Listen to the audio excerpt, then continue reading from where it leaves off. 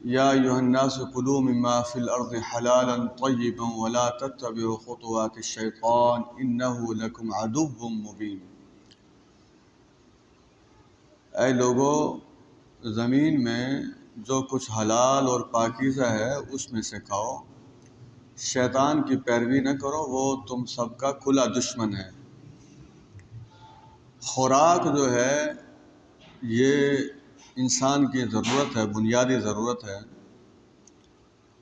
اب اس میں بالخصوص جانوروں اور پرندوں میں سے کون سے جانور حلال ہیں اور کون سے حرام ہیں، پھر پرندوں میں سے کون سے پرندے حلال ہیں اور کون سے پرندے حرام ہیں، یہ ذرا کبھی آپ سوچئے کہ اگر ساری دنیا کے لوگ بھی مل کر اپنی عقل استعمال کریں تو کیا وہ صحیح فیصلہ کر سکتے ہیں حلال اور حرام کا؟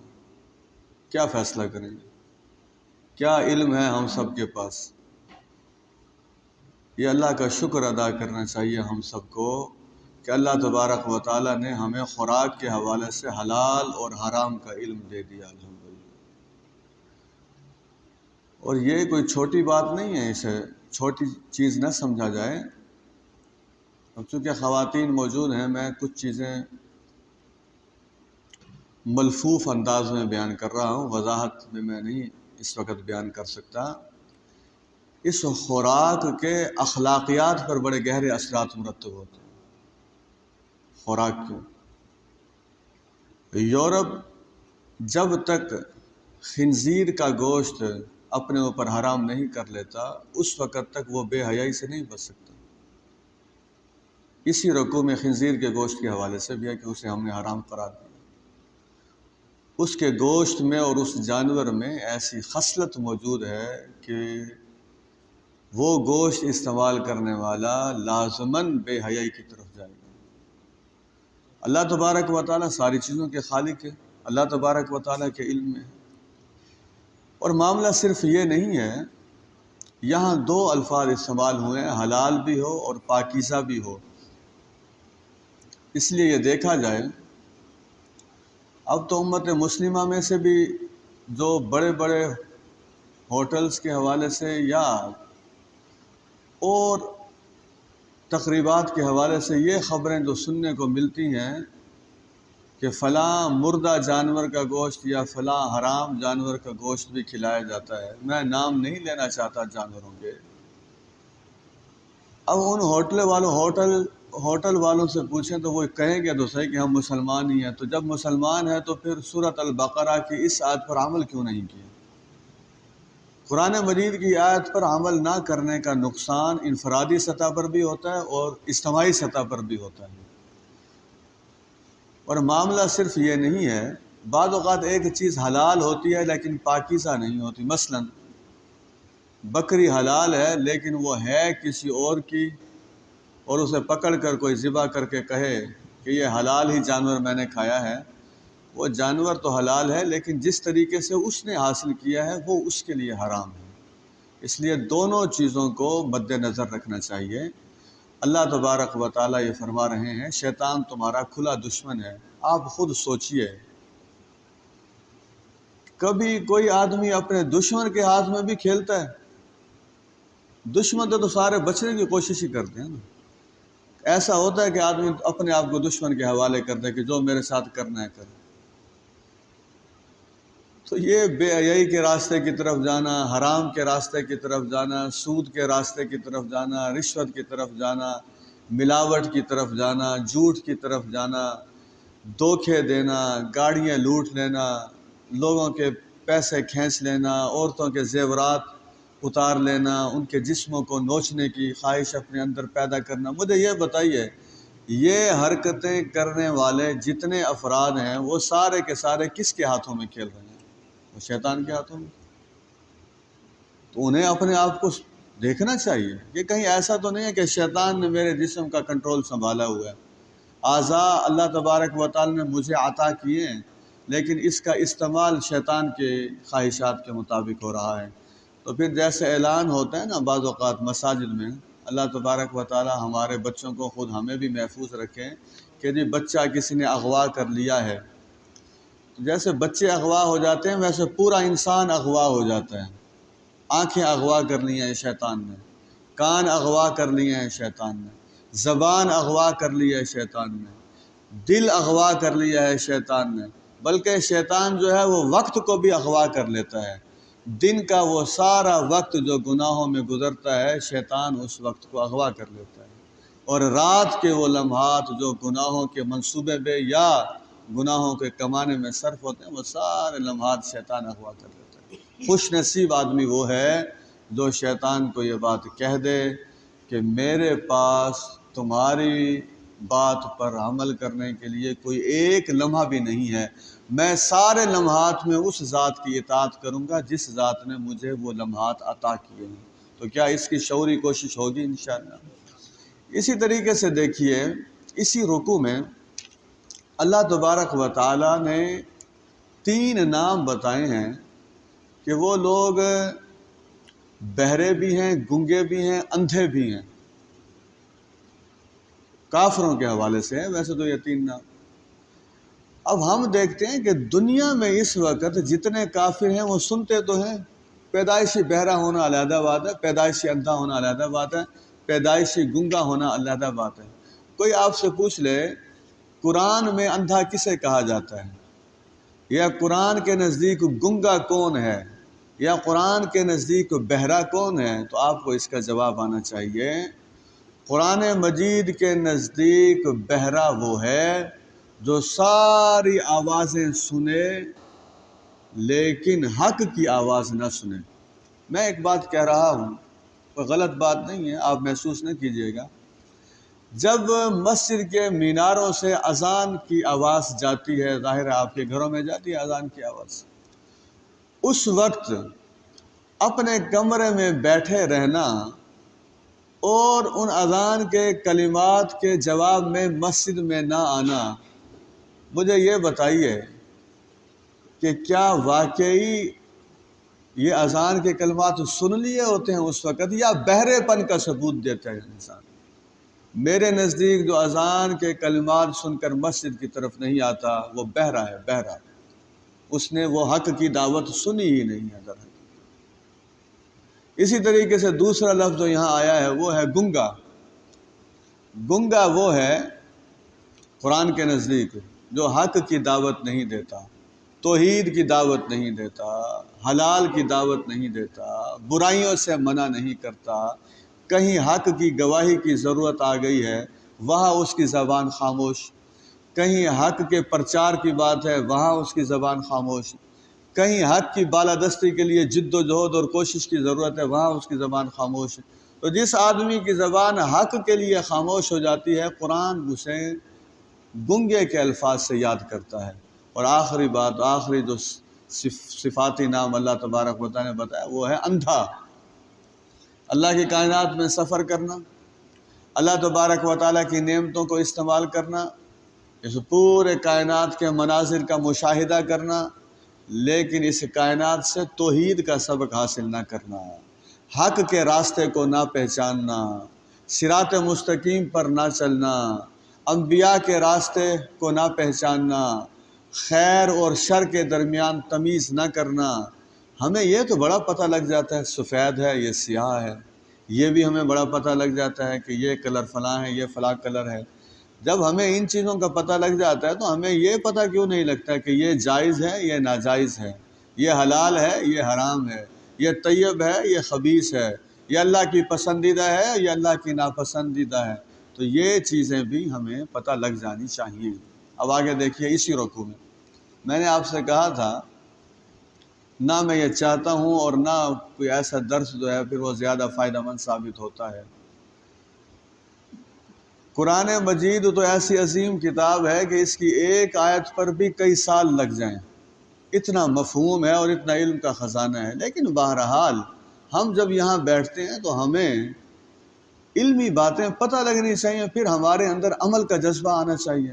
اب آپ دیکھیے یہاں اللہ تبارک و تعالیٰ ایک اجازت دے رہے ہیں، اگر کبھی خدا نخواستہ کوئی ایسا ایسی کیفیت آن پڑتی ہے کہ انسان سفر کی حالت میں ہے، اس کے پاس کھانے پینے کے لیے کچھ نہیں ہے، تو اللہ تبارک و تعالیٰ دیکھیں انسانی جان کو اللہ تبارک و تعالیٰ کتنی عظمت دیتے ہیں، انسانی جان کا اللہ تبارک و تعالیٰ کتنا خیال رکھتے ہیں، انسانی جان کی حرمت اللہ کے نزدیک کتنی زیادہ ہے۔ آپ دیکھیے خون حرام ہے، مردہ جانور کا گوشت بھی حرام ہے، اسی رکوع میں بتایا گیا خنزیر کا گوشت بھی حرام ہے، اور اگر کوئی حلال چیزیں ہیں لیکن ذبح کرتے وقت اللہ کے علاوہ کسی اور کا نام لیا گیا وہ بھی ساری حرام ہو گئیں۔ لیکن اگر کوئی شخص ایسی کیفیت میں ہے کہ حلال خوراک اس کے پاس نہیں ہے اور حرام خوراک قریب میں موجود ہے، اور یہ اندیشہ ہے کہ اگر اس نے حرام خوراک نہ کھائی تو پھر یہ موت کے منہ میں چلا جائے گا، تو اللہ تبارک و تعالیٰ اس موقع پر، انگلش میں کہتے ہیں قانون وہ بہترین ہوتا ہے which is flexible، جو لچک دار ہو، تو اللہ تبارک و تعالیٰ کا یہ قانون کتنا لچک دار ہے، حرام چیزوں کو بھی اللہ تبارک و تعالیٰ جان بچانے کے لیے اتنی دیر کے لیے حلال کر رہے ہیں، اتنی مقدار کے لیے جس سے اس انسان کی جان بچ جائے، بشرطے کہ وہ اللہ کی حدود سے آگے بڑھنے والا نہ ہو۔ حضرات محترم، میرے بھائیوں اور میری بہنوں، بہت اہم پیغام ہے اسی رکوع میں، رکوع نمبر 21 میں، آیت پہلے سن لیجئے۔ اعوذ باللہ من الشیطان الرجیم، بسم اللہ الرحمن الرحیم، ان الذین یکتمون ما انزل اللہ من الکتاب ویشترون به ثمنا قلیلا اولئک ما یأکلون فی بطونہم الا النار ولا یکلمہم اللہ یوم القیامة ولا یزکیہم وَلَهُمْ عَذَابٌ أَلِيمٌ أُولَئِكَ الَّذِينَ اشْتَرَوُا الضَّلَالَةَ بِالْهُدَى وَالْعَذَابَ بِالْمَغْفِرَةِ فَمَا أَصْبَرَهُمْ عَلَى النَّارِ ذَلِكَ بِأَنَّ اللَّهَ نَزَّلَ الْكِتَابَ بِالْحَقِّ وَإِنَّ الَّذِينَ اخْتَلَفُوا فِي الْكِتَابِ لَفِي شِقَاقٍ بَعِيدٍ۔ بہت صحیح حدیث ہے نبی اکرم صلی اللہ علیہ وسلم کی کہ زبان اس کلام کو پڑھ کر تھکتی نہیں ہے، یقین جانیے، لطف ہی لطف، مزہ ہی مزہ، بلکہ ایک آیت کو جتنی مرتبہ پڑھتے ہیں وہ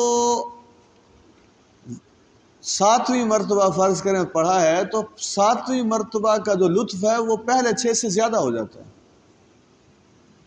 اللہ تبارک و تعالی ہمیں خشیت والی تلاوت کی توفیق عطا فرمائے۔ اب بات کیا ہے وہ سن لیجیے۔ اصل میں تو ہوا یہی تھا کہ یہودیوں کو پہلے ان کی کتاب تورات میں بتا دیا گیا تھا کہ آخری نبی آئیں گے حضرت محمد صلی اللہ علیہ وسلم، اور اس بات کو چھپانا نہیں ہے۔ انہوں نے جب دیکھا کہ آخری نبی تو آ گئے ہیں، لیکن اگر ہم لوگوں کو یہ بتاتے ہیں کہ یہ آخری نبی ہیں تو اس سے پھر جو ہماری یہ چودراہٹ ہے یہ ساری ختم ہو جائے گی، جو نذرانے ہمیں ملتے ہیں وہ تو ختم۔ یہ جو علم والے لوگ ہوتے ہیں ان میں بھی بڑا حسد ہوتا ہے، ایک عالم تقریر کر رہا ہے وہ دوسرا بیٹھا ہو کہ لوگوں کی توجہ تو اس کی طرف ہے، میری طرف تو ہے ہی نہیں۔ پھر وہ جب وہ تقریر کرنے کے لیے آئے تو وہ کوشش کرے کہ پہلے کی میں نفی کروں تاکہ میری بات لوگوں کو زیادہ پسند آ جائے۔ اللہ تبارک و تعالیٰ علم بھی عطا فرمائے اور حسد سے پاک دل بھی عطا فرمائے، یہ بھی ذہن میں رکھیں۔ یہ جو یہودی تھے یہ گئے گزرے نہیں تھے۔ مکہ مکرمہ میں جب نبی اکرم صلی اللہ علیہ وسلم تشریف لائے تھے وہاں تو علم تھا ہی نہیں، وہاں تو جہالت تھی، یہودیوں کے پاس تو کتاب تھی، تورات، پڑھے لکھے تھے یہ، لیکن ان کا علم ان کے لیے ہدایت کے دروازے نہ کھلوا سکا تعصب کی وجہ سے۔ انہوں نے اب یہ فیصلہ کیا کہ نبی اکرم صلی اللہ علیہ وسلم کی رسالت کا انکار کرتے ہیں، یہودی بھی اور عیسائی بھی، نصرانی، جس اصل لفظ تو نصرانی ہے، سمجھانے کے لیے میں نے عیسائی کہہ دیا، وہ یہ کہتے تھے کہ اگر ہم لوگوں کو یہ بتا دیں کہ یہ حقیقی نبی ہیں، اصلی نبی ہیں، آخری نبی ہیں، تو جو تحفے تحائف ہمارے پاس آتے ہیں پھر وہ نذرانے جو ہیں وہ سارے کے سارے ختم ہمارے۔ میں ایک بات کہنا چاہتا ہوں یہاں، جو حافظ قرآن پورے دنیا میں ظاہر ہے نماز تراویح پڑھائی جا رہی ہے، جو اس مسلح پر اس لیے کھڑا ہوتا ہے تاکہ لوگوں کے تحفے تحائف وصول کریں، تاکہ لوگوں کے پیسے اس کی جیب میں جائیں، وہ سارا کچھ تو چلا جائے گا، تحفے بھی مل جائیں گے، پیسے بھی مل جائیں گے، اللہ کی طرف سے کچھ بھی نہیں ملے گا اگر اس کی یہ نیت ہے۔ کیونکہ حدیث ہے من قام رمضان ایمانا واحتسابا غفر له ما تقدم من ذنبه، جو رمضان کی راتوں میں ایمان اور ثواب کی نیت سے قیام کرتا ہے، اللہ تبارک و تعالیٰ اس کے سابقہ گناہوں کو معاف فرما دیتا ہے۔ اب اگر اس نے نیت کے اندر خرابی شامل کر لی ہے، ایک ہے کسی کا از خود کوئی چیز دے دینا، وہ ایک علیحدہ چیز ہے، ایک ہے کہ طے کر کے کہ اس مسجد میں اتنا ملتا ہے، فلاں میں اتنا ملتا ہے، فلاں میں اتنا ملتا ہے، پہلے سے یہ ساری چیزیں طے ہوں اور اس کے دل کے اندر بھی یہ تڑپ موجود ہو۔ دل آپ تو جانتے نہیں ہیں، دل تو جانتا ہے اللہ تبارک و تعالیٰ کہ دل کی کیا کیفیت ہے۔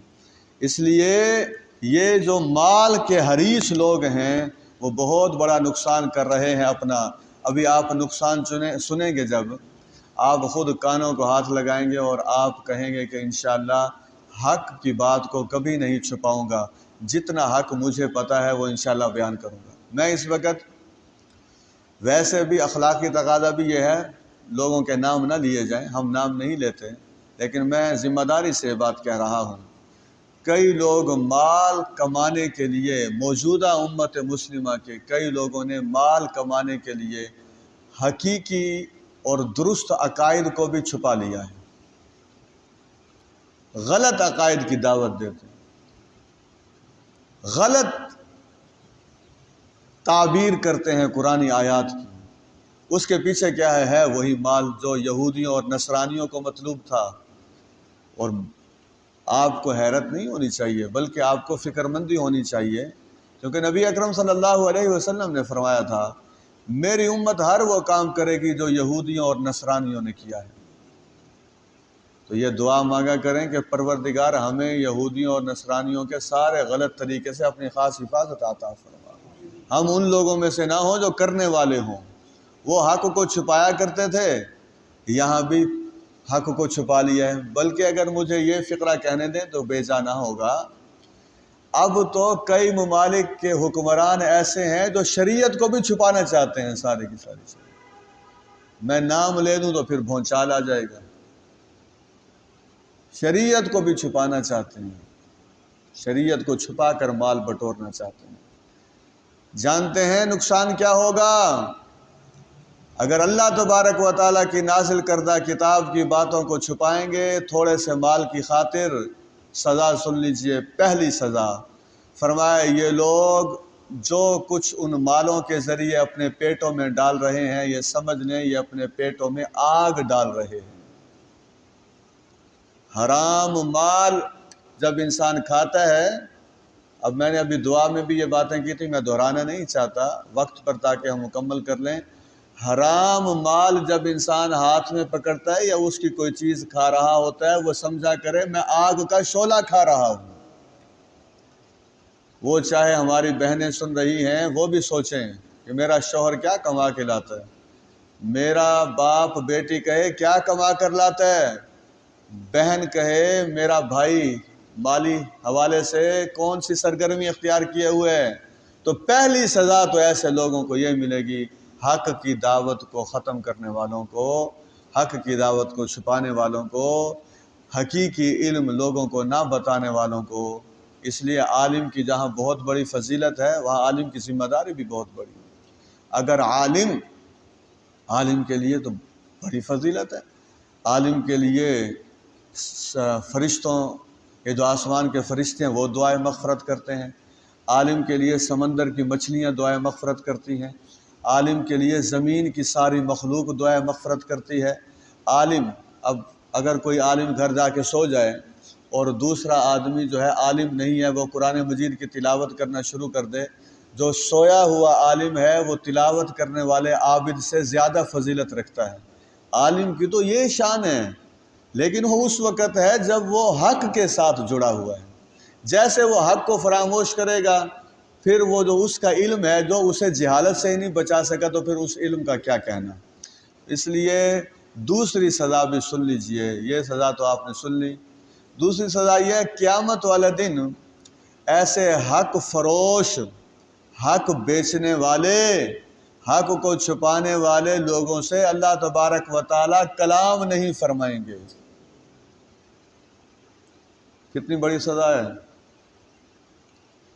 دعا بھی ساتھ ساتھ کر لیتے ہیں، اللہ تبارک و تعالی قیامت کے بعد جب ہم اللہ تبارک و تعالی کے حضور حاضر ہوں، اللہ تبارک و تعالی ہمیں اپنے کلام کی سعادت عطا فرمائے۔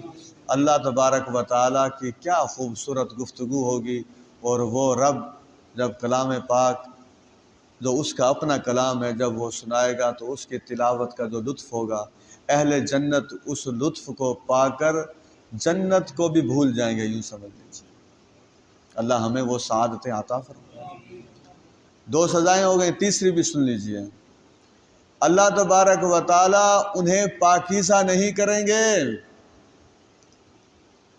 ہم جتنے بیٹھے ہیں مرد و خواتین سارے گناہ گار ہیں۔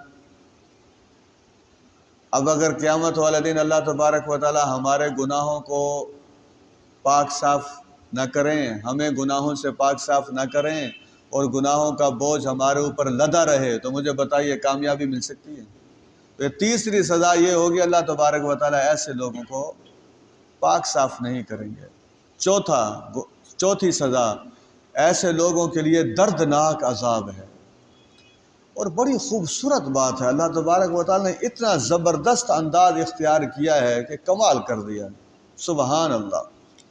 اولئک الذین اشتروا الضلالۃ بالہدی والعذاب بالمغفرہ، یہ لوگ وہ ہیں علم کو چھپانے والے، علم نہ بتانے والے، حقیقی علم کے برعکس چلنے والے، لوگوں کو گمراہی کی دعوت دینے والے۔ ان لوگوں نے در حقیقت ہدایت کے مقابلے میں گمراہی کو خرید لیا ہے۔ آئیے دعا کرتے ہیں کہ ہم انشاءاللہ گمراہی کو چھوڑیں گے اور ہدایت کو خریدیں گے انشاءاللہ۔ اور پھر ان لوگوں نے کیا نقصان کیا ہے اپنا، دنیا میں انہوں نے گمراہی کو خریدا، ہدایت کو چھوڑا، آخرت میں انہوں نے اللہ کی طرف سے معافی کو چھوڑا اور اللہ کی طرف سے عذاب کو خرید لیا۔ اس سے بڑا کوئی بے وقوف ہوگا؟ اللہ تبارک و تعالیٰ خود فرما رہے ہیں بڑا ان کا صبر ہے کہ یہ کیسے آگ کے اوپر زندگی گزاریں گے۔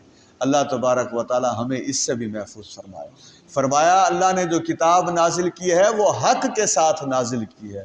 میرے بھائیوں اور میری بہنوں، آخری منٹ چل رہا ہے 10:15 کا، اس میں یہ ایک لفظ ابھی آیا ہے حق کا، تو یہ بات سن لیجئے، سمجھ لیجئے۔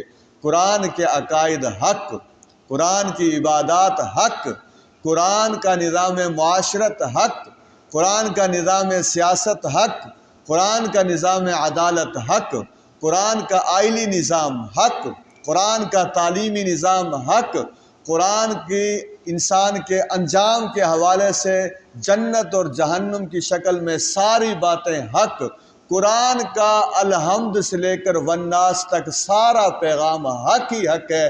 اللہ ہمیں اس حق کو سر بلند کرنے کی توفیق عطا فرمائے۔ وآخر دعوانا الحمدللہ رب العالمین۔ الحمدللہ رب العالمین۔ اللہم صلی علی محمد النبی الامی وعلی آلہ وصحبہ وسلم۔ اے اللہ، آپ کے کلام حق کی ہم نے تلاوت کی بھی ہے، سنی بھی ہے، اور اس کے پیغام کو سمجھنے کی بھی کوشش کی ہے۔ آپ خود ایسے اعمال کے قدردان ہیں پروردگار جتنے بھائی اور بہنیں موجود ہیں سب کو اپنی شان کے مطابق اجر عظیم عطا فرما۔ رب ذوالجلال والاکرام، ہم عذاب سے پناہ مانگتے ہیں، معافی کے طلبگار ہیں، معافی عطا فرما۔ پروردگار گمراہی سے نفرت کرتے ہیں، ہدایت سے محبت کرتے ہیں، ہدایت کے راستے پر چل کر اپنی اور اپنے ملک کی اجتماعی زندگی ہدایت کے تابع کرنے کی توفیق عطا فرما۔ سبحان اللہ و بحمدہ، سبحان اللہ العظیم۔ ہمارے بھائی محبوب سبحانی صاحب جو ہماری مسجد کے مستقل نمازی ہیں، پابندی سے نماز پڑھتے ہیں، اللہ تبارک و تعالی ان کا دوبارہ مسجد میں آنا آسان فرما دے، پروردگار انہیں ہمارے اندر شامل فرما دے۔ رب ذوالجلال والاکرام ہم سب کو بار بار اپنے گھر میں آنے کی توفیق عطا فرما۔ اے اللہ، نبی اکرم صلی اللہ علیہ وسلم نے فرمایا جو صبح شام مسجد میں جاتا ہے ایسے شخص کے لیے اللہ تبارک و تعالی جنت میں مہمانی کا بندوبست فرماتے ہیں۔ اے اللہ ہم سب کو یہ سعادت بار بار عطا فرما۔ سبحان اللہ و بحمدہ، سبحان اللہ العظیم۔ اللہم ربنا آتنا فی الدنیا حسنۃ وفی الآخرۃ حسنۃ وقنا عذاب النار، وصلی اللہ تعالی علی خیر خلقہ محمد وعلی آلہ وصحبہ اجمعین برحمتہ۔